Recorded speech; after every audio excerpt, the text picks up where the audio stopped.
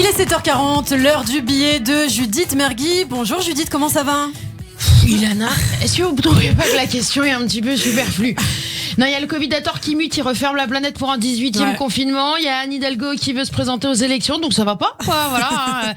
Ah non, mais là, le coup de grâce, je crois que c'est le programme télé. Il y a encore un téléfilm de Noël qui passe. Je me dis, un téléfilm, je le finis au pain d'épices. Allez, maintenant, après la cagoule, vous dénoncez les téléfilms de Noël. Une artiste engagée, je vois. Bah oui, c'est ça, foutez-vous de moi. Mais écoutez, moi, je craque. Voilà, je vous le dis, je n'en peux plus de voir des histoires avec un petit garçon roux de 7 ans, dont les parents ont divorcé, qui voyage avec son grand-père, qui devient lui-même ami avec un bichon maltais à poil court nommé Mouillette, et qui va sauver un avion du crash. Mais pourquoi ça vous énerve ? Bah parce que ralasse les conneries. Non mais sérieusement, on sait tous que dans la vraie vie, le mioche, il se serait pris déjà une mandale par son grand-père et que ce con de Mouillette, il voyagerait en soute. Bon, ça va Judith ? Non, pardon, c'est vrai que je m'énerve un petit peu pour le matin, pardon. Mais non, mais c'est parce que c'est mensonger, c'est pas la vraie vie, les téléfilms de Noël. Mais même le programme de Mélenchon, c'est plus crédible. Enfin, quand même, Judith, je suis sûre qu'il y a des films pas mal. Bah écoutez, ils passent tous sur RTL 9. Alors qu'est-ce que vous voulez de plus ? Non, mais c'est vrai. Puis depuis que j'ai 8 ans, c'est les mêmes films en boucle, quoi. Vous savez quoi ? Je vous en résume un, mais ça marche pour tous. D'accord ? Alors là, par exemple, celui d'hier que moi j'ai vu, c'était l'histoire de Kimberly, ok ? Ouais. Enfin, pardon, Kimberly. C'est doublage de merde, et oui, mais c'est quand même dingue qu'en 20 ans on n'ait pas progressé sur le doublage en France. Hein. On envoie des sondes sur Mars, messieurs dames, mais on n'est pas capable de synchroniser le mouvement des lèvres avec le son. C'est fou. Hein. C'est fou. Alors attendez, Kimberly, ok ? Alors on est sur une avocate cynique overbookée qui fait passer son travail avant tout, qui ne donne jamais de nouvelles à sa famille et qui va rencontrer en pleine rue Andrew, enfin André. Voilà, laissez-moi sexy tout de suite. Alors lui, c'est un jeune agriculteur insouciant, même carrément naïf. Il vient du Kentucky et il débarque à New York City pour la première fois. Ok, jusque-là, Ilana, est-ce que vous suivez ? Bah, je suis Oui, parfaitement. et bah super. Je suis parfaitement. Alors, comment les chemins de Kimberly et de André vont-ils se croiser ? Ah ouais, c'est à fond, vous, dans l'histoire. Hein. Eh ben, le miracle de Noël, pardi. Voilà. Alors ça, c'est un terme qui reviendra 74 fois dans le film, le miracle de Noël. Alors, Kimberly, en fait, elle sort d'un coffee shop avec son latte soja, hein, parce que forcément, en plus d'être cynique, elle est également bobo, vegan et chiante.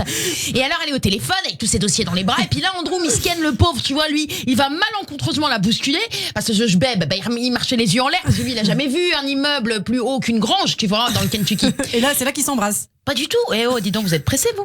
Non, alors Kimberly, elle est excédée, tu vois, elle repart sans même faire attention à ce Pierre Richard du Far West là. Et puis alors que, mais lui, c'était pourtant le seul en fait à voir super sec Kimberly à jour et à voir qu'elle mérite plus qu'une vie de carriériste. Facile, parce qu'en même temps, Andrew, lui, il a pas vraiment bossé à mon avis, il touche le RSA. Enfin, bon, et c'est là qu'il va lui parler.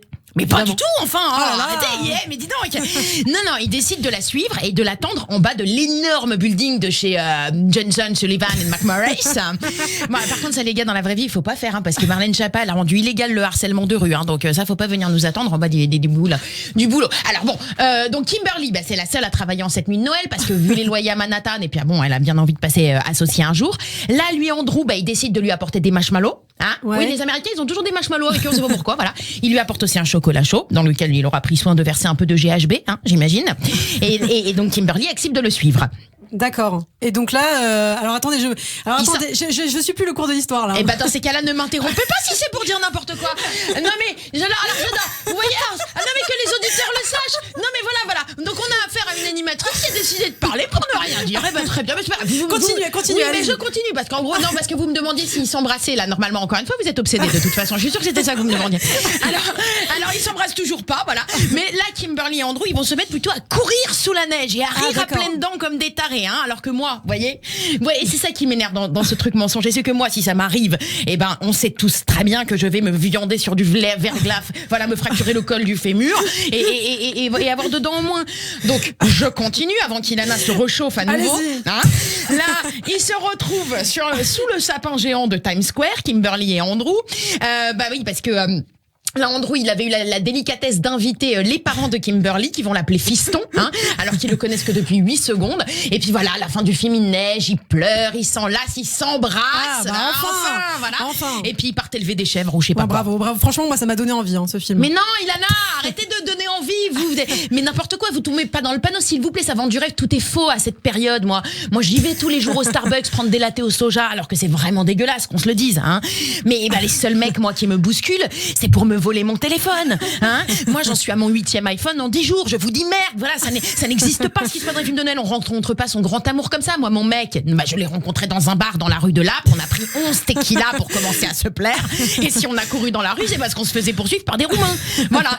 Alors, non, pareil, moi, un mec qui vous a attendu en bas de votre travail et qui vous connaissait depuis 2 heures, ça existe, ça. Vous savez très bien que si vous ramenez un mec comme ça à votre père, il l'appelle pas fiston, il appelle les flics. Voilà. D'autant que Andrew, du Kentucky, Andrew, admettons, mais André du Calvados, ça passe déjà moins, quoi.